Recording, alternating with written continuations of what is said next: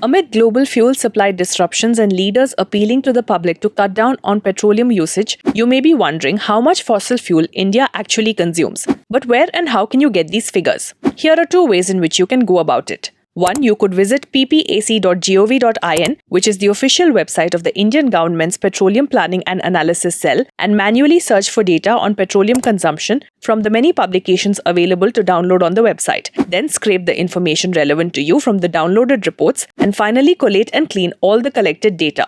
The second option is that you could visit dataful.in, log in or create an account, search for our master collection titled Petroleum Products, click on the datasets most relevant to your search, and check the dataset preview to see if it has the information you need. Finally, download the datasets in your preferred format. So, what will it be? Hours of downloading reports, scraping, collating, and cleaning raw data, or downloading clean, ready-to-use datasets from Dataful? Subscribe to a Dataful plan today and get access to our vast collection of cleaned, ready-to-use datasets across sectors.